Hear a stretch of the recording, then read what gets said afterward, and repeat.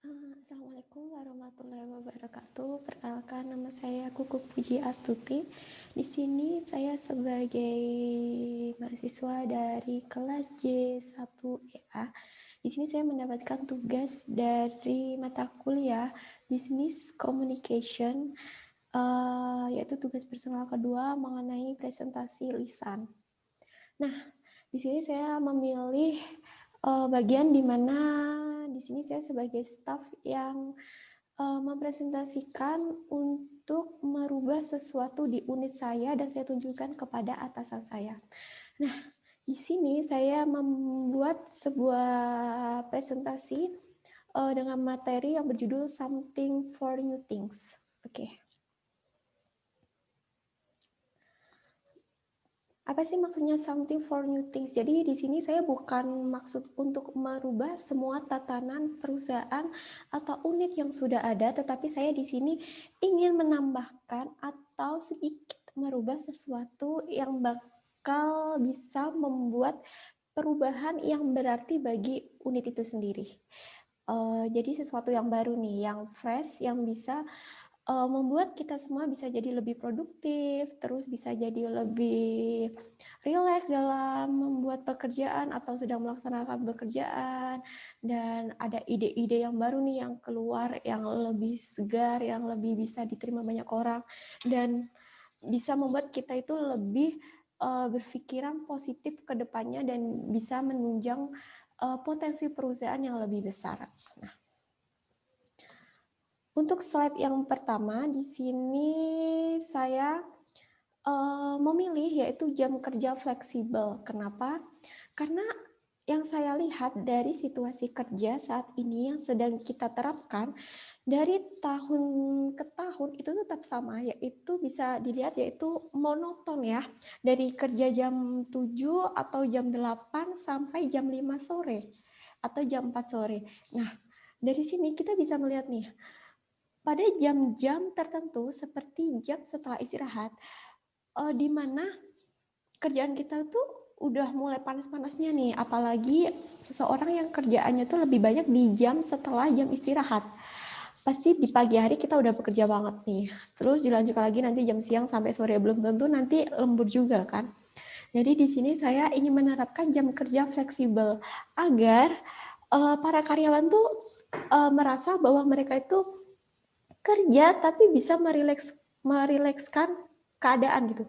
Jadi seperti kayak kita diberi kelonggaran dari pihak atas buat menentukan kita tuh mau kerja jam berapa, seperti mau kerja di mana. It's okay, penting kerjaan kita itu selesai, beres. Jangan sampai kerjaan kita itu nggak kita kerjakan nggak beres, karena itu tuh perusahaan tuh udah memberikan waktu yang fleksibel nih. Seharusnya kita mau memanfaatkan itu untuk hal yang lebih baik. Nah, seperti jam kerja fleksibel ini, yaitu keuntungannya bisa meningkatkan kebahagiaan karyawan karena mereka bisa memiliki manajemen waktu yang lebih baik. Seperti contohnya, bekerja di kafe.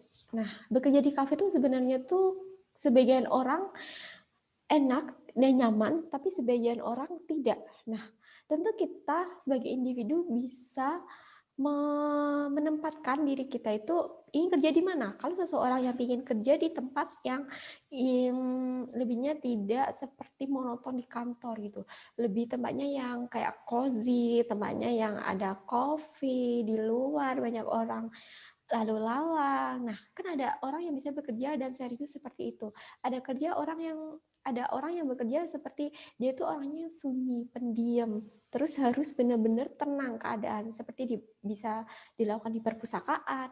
Yang penting pekerjaan kita selesai gitu, dan kita harus bertanggung jawab terhadap pekerjaan kita. Nah, seperti itu. Kalaupun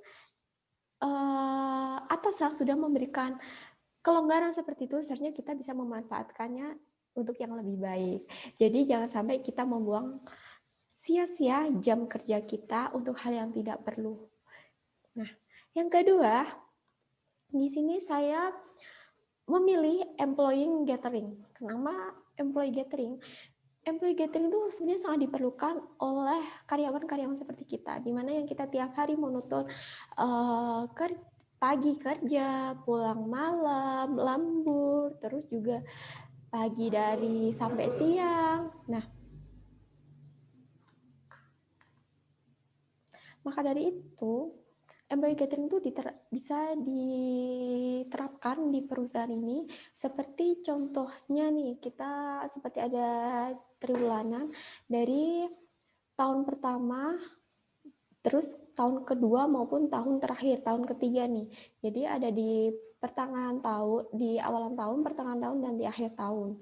Contohnya seperti kita pergi ke sebuah tempat di mana di situ kita bisa saling berbagi, sharing, terus mendekatkan diri terhadap alam, merilekskan pikiran. Terus keuntungan dari employee gathering ini seperti membangun kebersamaan, mengurangi resiko stres, menghilangkan rasa jenuh, meningkatkan produktivitas, meningkatkan konsentrasi, dan memberikan ide-ide segar yang baru. Nah, yang ketiga adalah kita menerapkan who's next leader. Maksud who next leader ini adalah siapakah leader selanjutnya, siapakah pemimpin selanjutnya. Nah, di dalam sebuah unit pasti ada namanya organisasi-organisasi tertentu. Jadi di setiap kelompok-kelompok tertentu kita itu tidak monoton memilih orang-orang tersebut untuk menjadi seorang pemimpin. Karena belum tentu juga orang yang di belakang dia itu bisa jadi lebih berpemimpin dan bertanggung jawab yang lebih baik dari pemimpin sebelumnya. Jadi kita tuh harus memberikan kesempatan kepada orang-orang yang belum pernah menjadi pemimpin agar dia itu lebih speak up, bisa lebih membuat membuat sebuah perubahan yang mungkin bisa menjadi lebih baik bagi kelompoknya tersebut. Jadi kita tidak tahu nih sifat orang bagaimana, kita tidak tahu nih cara kerja orang seperti apa. Jadi kita bisa mencoba nih seperti itu. Jadi kita bisa melihat, atasan juga bisa melihat potensi-potensi karyawan yang bekerja di belakang. Seperti itu. Nah, a day for fun, tanya adalah a day for fun. Maksudnya a day for fun ini itu menurut saya sendiri sangat penting karena kita melihat dari Google nih. Google setiap hari Jumat, perusahaan Google tuh selalu menerapkan hari di mana mereka itu bekerja secara seperti bermain gitu. Jadi a day for fun ini kita nggak melakukan seperti Google nih, karena kebiasaan orang Indonesia seperti apa kita tahu sendiri. Jadi a day for fun ini maksudnya ada hari di mana bisa kita terapkan hari games buat kita, yaitu hari bersenang-senang buat kita nih. Contohnya seperti apa? Nah, di sini ada permainan nih, gambar-gambar orang yang sedang bermain nih. Dari unit kita bisa membuat seperti contohnya kuis mengenai tentang pekerjaan. Terus logo dari perusahaan, anak-anak perusahaan yang sedang kita kerjakan. Atau bisa nama-nama mitra kita nih, atau apapun lah yang berkaitan dengan kerjaan atau sesuatu yang di luar pekerjaan juga.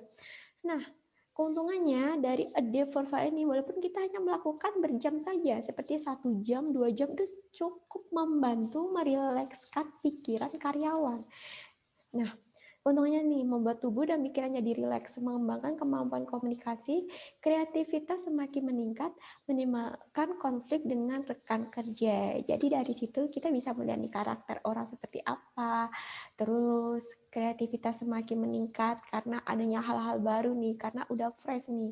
Jadi tubuh dan pikiran jadi rileks, jadi kita lebih gampang untuk memikirkan sebuah ide-ide yang baru, kreativitas yang baru, seperti itu. Mungkin cukup dari saya, dari presentasi saya seperti itu, dan mohon untuk dipertimbangkan, dan terima kasih.